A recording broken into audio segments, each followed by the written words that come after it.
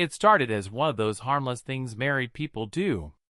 At least, that's what I told myself when Claire brought up the idea of attending her high school reunion. She was giddy about it in a way I hadn't seen in years, almost like a teenager again, light on her feet, eyes glowing with some quiet thrill I couldn't quite name. "We never go anywhere together," she said, tugging on my hand. "Come on, it'll be fun. And I want to show you off." Show me off. Right. Truth was, our marriage had been on cruise control for a while. Not awful, just tired. We loved each other, I think. At least I did. But the little things had faded. The spontaneous touches, the deep laughs, the knowing glances across a room full of people. So I said yes. The reunion was held at some upscale event hall downtown, glass walls, and fancy lighting that made everyone look more polished than they really were. Claire wore a midnight blue dress I hadn't seen before, low cut at the back, hugging her curves like it was made for sin. I whistled when she stepped out of the bedroom, and she gave me the look, the one that used to lead to something later, but this time it just floated in the air and disappeared. We arrived fashionably late. Claire immediately found a group of her old friends, squealing, hugging, drinking wine out of plastic cups that tried to be classy. I stood off to the side, sipping my beer and nodding politely when someone made small talk. Then I saw him. At first, I didn't know who he was. Tall, built like he'd wrestled a few decades gracefully, his salt and pepper hair cropped close. He carried himself with that quiet confidence men either earn or fake.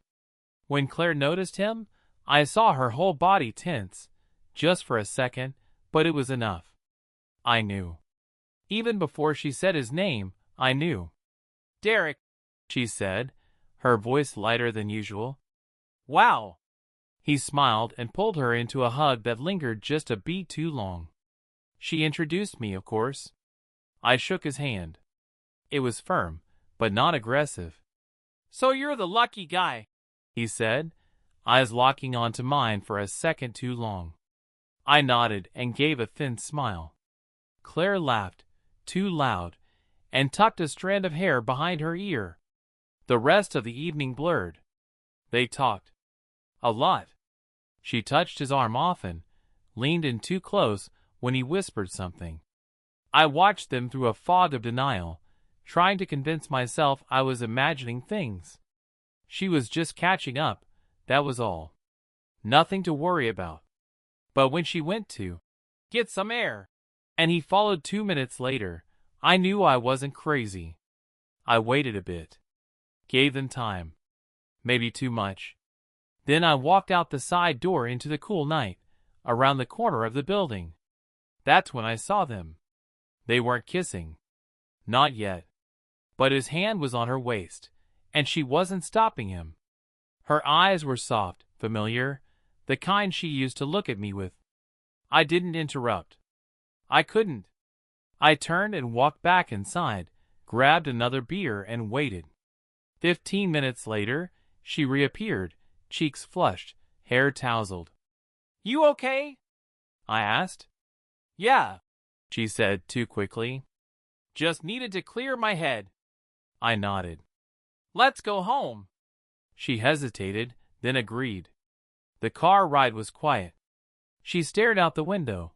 I stared at the road, and between us sat a truth neither of us was ready to admit. Something had cracked, and it wouldn't be easy to seal it back up. For 3 days, we danced around the edges of the truth like strangers in the same house. Claire acted like everything was normal. She kissed me goodbye in the morning, asked about dinner plans, folded my laundry. I played along, partly because I needed time to think, partly because I didn't trust what I'd say if I let it all spill out. But it was all surface. I'd wake up in the middle of the night and just stare at her. I watched her breathe, wondering how long she'd been someone I couldn't recognize. Wondering when her heart had stopped belonging to me and started inching towards someone else. I didn't know what scared me more, the idea that this was new or that it wasn't. On the 4th night, I asked her, What happened at the reunion? She was folding towels. Her hand stopped mid-fold, then slowly set one down. She didn't look up.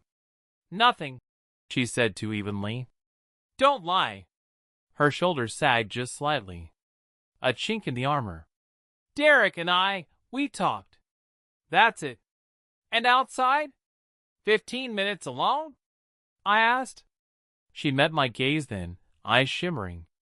It didn't mean anything. Then why lie about it? She opened her mouth, then closed it again. Sat on the edge of the bed, like the weight of the lie had finally caught up to her. I don't know. I didn't plan it. It just happened. I sat beside her, not touching. Did you sleep with him? Her silence was my answer. I see. Wait, she said, reaching for my hand. It was one night. I didn't go there planning to do anything. We were drunk, we started talking about old times, and he kissed me. I should have stopped him. I didn't. I hate myself for it. You went back to him, Claire. Not just then. You were already halfway gone the moment you saw him. She began to cry, soft and trembling. I didn't know I felt so lost until I saw someone who remembered who I used to be. I stared at the floor, blinking away something hot behind my eyes. And what about who you are now? Who we are? I don't know anymore, she whispered. There it was. That sentence felt like a dagger. I got up, walked out to the garage, and sat there for hours. I stared at the shelves I'd built, the tools lined up just the way I liked, the neatness of a space I could control. Claire had been my safe place once. Now she was the epicenter of the earthquake. When I finally walked back in, she was still sitting there, eyes red and vacant. I think you should stay with your sister for a while, I said quietly. She nodded. No argument, no excuses. Just a suitcase and a broken goodbye the next morning. The days that followed were hard. I didn't rage, I didn't cry much.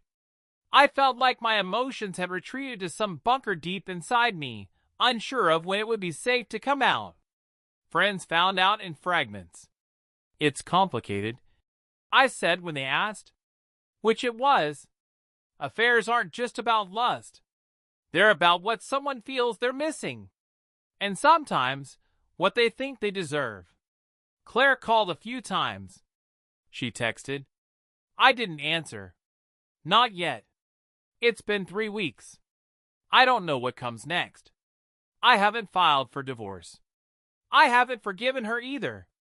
Right now, I'm just existing, relearning how to breathe in a house that suddenly feels too quiet. Maybe we'll talk.